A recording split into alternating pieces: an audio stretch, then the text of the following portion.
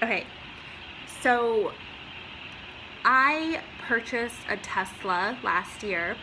I purchased I think 75 or whatever their most basic level car was. And I purchased it for my parents because it was something I wanted to help them out with. They needed a new car, and since they paid for my college, I wanted to help them out and purchase a car for them once I was able to save enough money for that. And I don't want to go into people thinking I'm bragging or whatnot. This is not the point of it. The point of this video is to warn people who are trying to purchase or thinking about purchasing a Tesla. And I don't know if this is going to change or be worse for people who own the Model 3. So there's just been a lot of operational issues and a lot of just issues with maintaining and owning the car.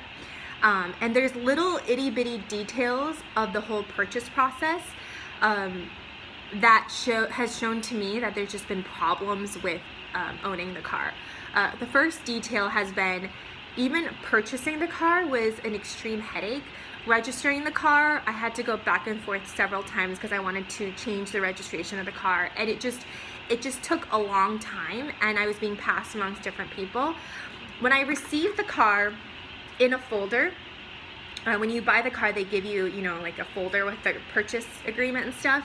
I received somebody else's purchase folder. I received somebody else's receipt. So I received the names of a couple who purchased the car, their account numbers, their addresses, their invoice, all the features they had in their car. And it was just crazy because you would think that you wouldn't mess up the receipt for such a large purchase, a $95,000 car. You think people wouldn't mess that up, right? What else was wrong? Well, when I went to the service center, and this is gonna sound so lame, but I feel like these details matter because the way you run everything shows the way,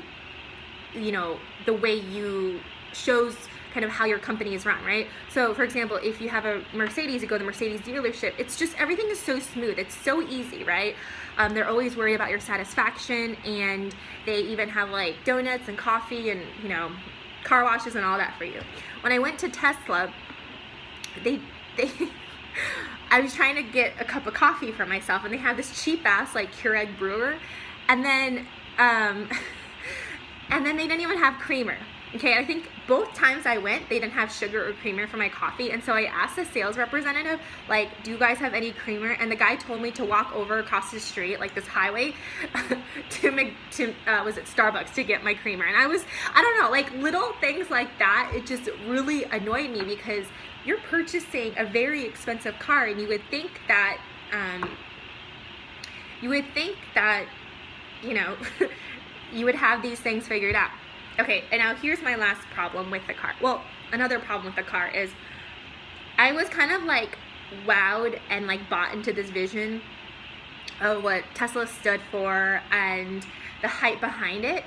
And they say they have all these free superchargers across the United States that you can use and charge your car for free. So I was like, okay, well, I'll be saving a lot of money on gas, so it'll be a good investment.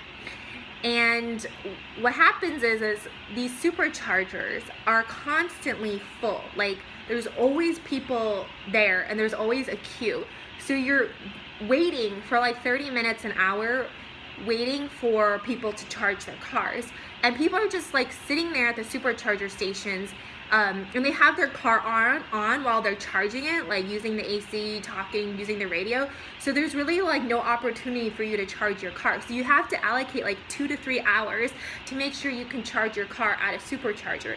And these superchargers are always in the weirdest locations. There is one in LA in the Westfield in Culver City, but I mean, let's say you're in Malibu and you need to charge your car. Well, you can't drive all the way to Culver City, wait there for 3 hours to charge your car.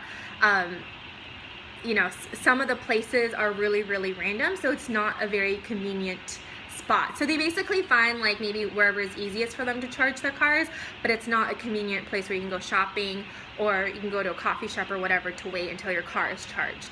But lastly, the straw that broke the camel's back, or is breaking the camel's back, is my mom was in a very, very minor car accident, and basically there's a tiny little scratch on the side of the door.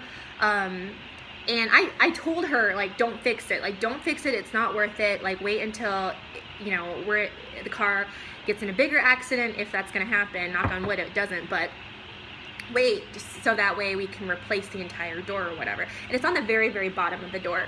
And what happened was we brought it to a dealership that's like Tesla certified. And we asked them to fix the damage. It's a tiny little scratch. Like, I wasn't able to notice it until she pointed it out.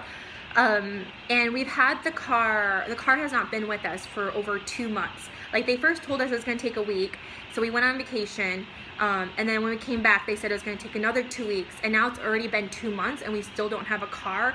I mean, and this is a huge deal, because you get a new car, you don't have it for 2 months, there's a cost to that, right? That's about like $2,000 of like lease time, right? If you're going to lease a Tesla.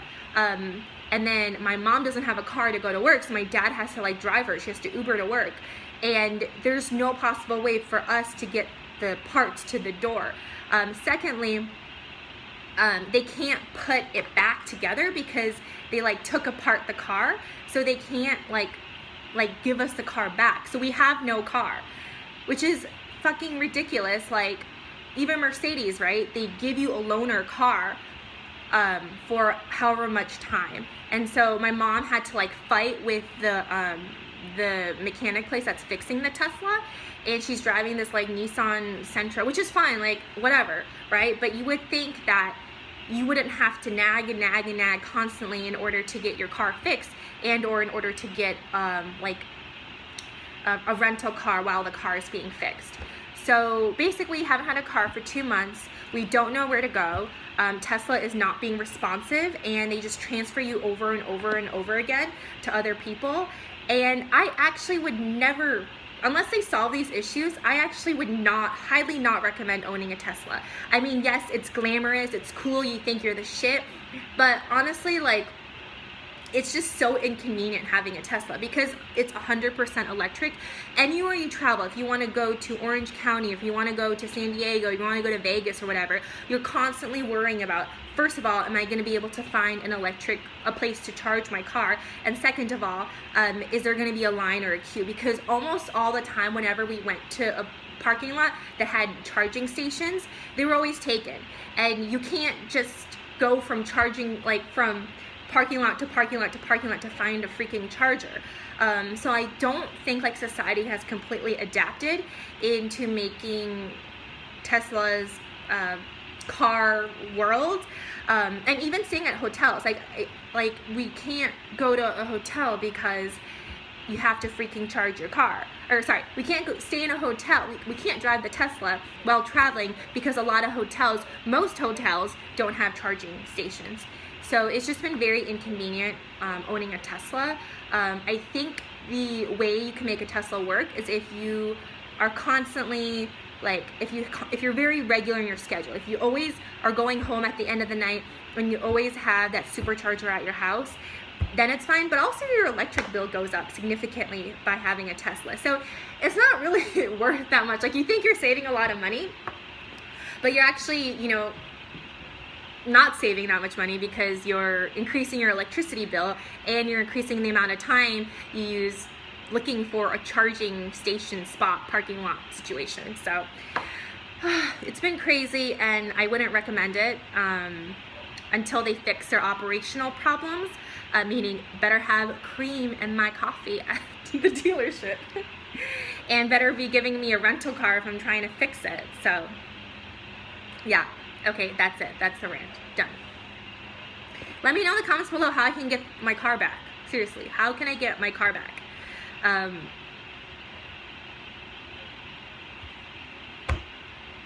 How can I get my car back? Like, I don't even want it fixed anymore. I just want the car back.